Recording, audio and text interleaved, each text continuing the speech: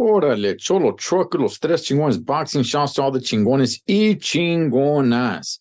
Man, it was a one-sided ass whooping, man. There was really no competition there, but it was fun to watch. It was fun to watch. And of course, I am talking about Curtis Harper going in there weighing over 40 pounds.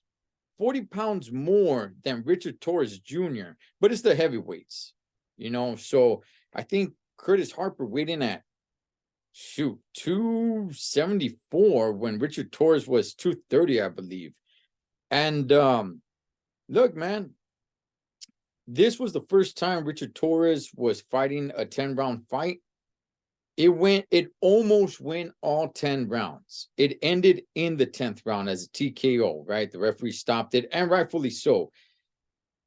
I like the fact, so Richard Torres now has 8 wins, all of them by stoppages. I like the fact that this one, he had to go 10 rounds. I wanted to see that. At the end of the first round, I saw him kind of breathing out of his mouth, and I'm like, okay, does he gas out pretty fast? Because he's never really gone that many rounds. So I'm glad Curtis Harper took him into the deep waters. Now, was there ever any real danger? Did Curtis Harper ever really land anything?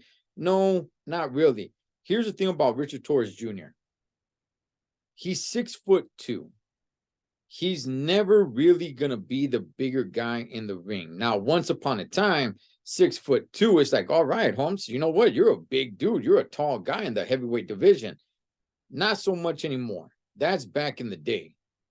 All right. Today, the average, heavyweight is probably around 6'4", 6'5". That's average. You got guys getting up there and 6'7", 6'8", 6'9". So he's never going to be the taller guy. I like what I see from the guy, but at the same time, like I said, he's never going to be the bigger guy, and he has short arms. It's not like he's got some long arms. He's not Stretch Armstrong in there.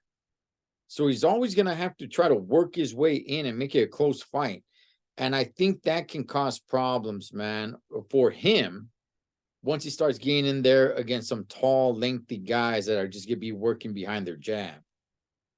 It was good work for him. Again, Curtis Harper didn't really do too much, but I was just happy to see Richard Torres going, 10 rounds or almost 10 rounds. But hey, man, it was exciting for a little bit. I mean, he pretty much just used Curtis Harper as a punching bag.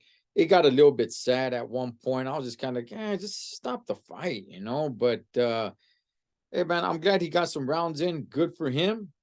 Now let's see where he goes, man, for his 9th fight. As you guys can see right here on the image, they were doing this corner talk. I don't know what the heck they called it. Now, some people liked it. I saw some good feedback. I'm gonna be real with you guys. I didn't like it.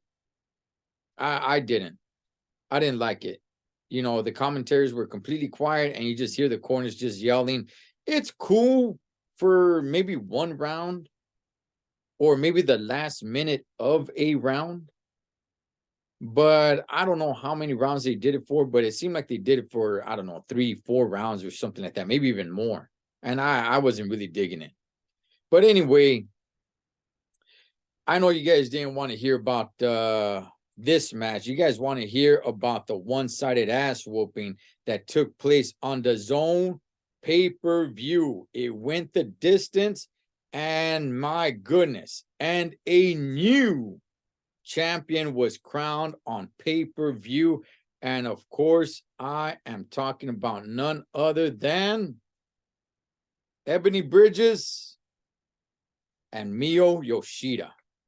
Now, I was on the round table, man, and I said that the undercard sucks, except for this one that I was somewhat looking forward to. Miyo Yoshida against Ebony Bridges. Now, Ebony Bridges, she's always one to throw her beauty around. I don't know if you guys saw the weigh-ins. She goes there and with like looking all super duper sexy to weigh in, almost looking like a porn star with a G-string on and all that stuff, right?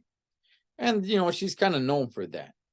She's from the Thunder Down Under to Australia. And Mio Yoshida, who was basically, she only had 30 days to prepare for this fight. It was kind of a last minute replacement. Not last minute. I mean, 1 month is 1 month. However, she was coming off of a loss. So she had just fought in the month of November and then stepped into the ring basically a month later against the champ, Ebony Bridges, and pretty much, man, scores a shutout for me. If you want to give Bridges a round or two, that's cool. That's fine. I'm not going to argue with that. But, man, Yoshida, in my opinion, pretty much dominated. Bridges really couldn't do anything. She couldn't get anything going. And it was just a good, heartfelt story. And Yoshida coming off of a loss as a replacement to take on Bridges for the title. I mean, come on, dog. Luck just fell on her side, and that was just 4 weeks apart after the loss. She had her daughter there. They were crying.